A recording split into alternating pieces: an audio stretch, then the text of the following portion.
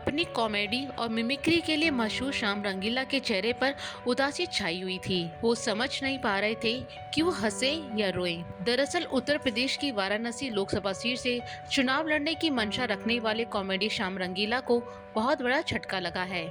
उनका प्रधानमंत्री नरेंद्र मोदी के सामने चुनाव लड़ने का सपना टूट गया। चुनाव आयोग ने जांच के बाद श्याम रंगीला का पर्चा खारिज कर दिया।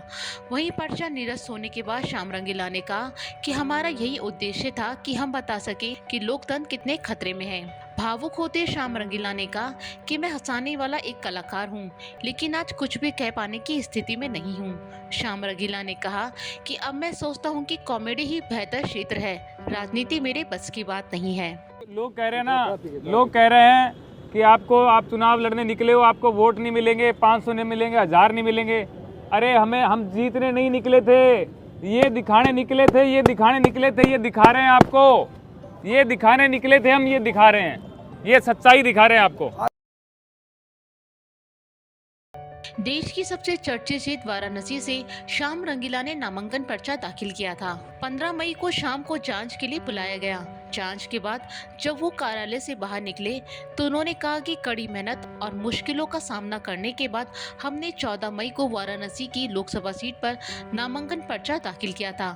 हमने सभी कागजात और जरूरी विषयों को ध्यान में रखते हुए नामांकन किया था, लेकिन अब हमें अवगत कराया गया है कि हमने नामांकन के दौरान ली जाने वाली शपथ पूरी नहीं की, जिसकी वजह से उनका नामांकन पर्चा खारिज कर दिया गया।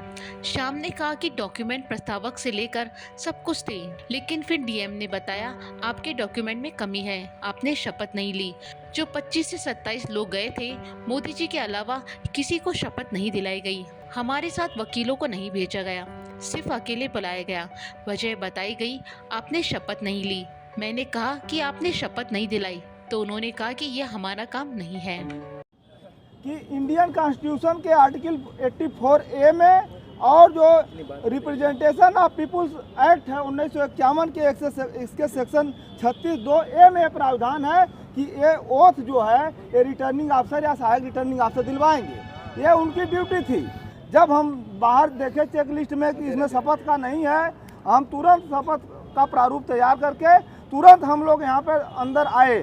सबसे पहले सहायक रिटर्निंग अफसर हम लोगों से मिले, उन्होंने कहा कि अब नहीं होगा, शपथ अब नहीं होगा।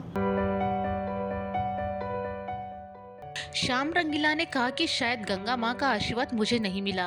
वहीं उन्होंने वाराणसी जिला प्रशासन पर नामांकन प्रक्रिया में भ्रमित करने का आरोप लगाया है। श्याम ने कहा कि कल काफी खुशी थी, लोकतंत्र पर भरोसा था, लेकिन 24 घंटे में जैसे खेल में रोमांच होता है, वैसे ही चुनाव आयोग ने इस चुनाव को वाराणसी में खेल बनाकर रख दिया है। मेरा नॉमिनेशन रिजेक्ट कर दिया गया। जब लेना ही नहीं था तो लोगों के सामने नाटक ही क्यों किया। चुनाव आयोग ने इस चुनाव को वाराणसी के अंदर जो है खेल बना दिया यार, रिजेक्ट कर दिया गया, हमारा नॉमिनेशन रिजेक्ट कर दिया गया है। यार जब नहीं लेना था तो फिर लेने की वो नाटक वगैरह क्यों किए लोगों के सामने। तो कुछ कमी नहीं, डॉक्यूमेंट में कमी हमें पता थी, इतना तो हम जानते हैं कि जहाँ पे हम लड़ने निकले हैं, जहाँ पे हमने हिम्मत दिखाई है, वहाँ पे डॉक्यूमेंट, प्रस्तावक, पैसे, ये तो चीज़ें चाहिए हमें, तब जाकर के हम लड़ पाएंगे। वो चीज़ें सारी दी।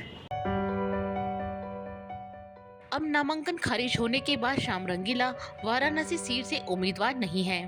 वाराणसी लोकसभा सीट पर 7वें चरण में 1 जून को वोटिंग होगी। इस सीट पर भाजपा की तरफ से प्रधानमंत्री नरेंद्र मोदी तीसरी बार उम्मीदवार हैं। वहीं इंडिया गठबंधन ने इस सीट पर अजय राय को उम्मीदवार बनाया है।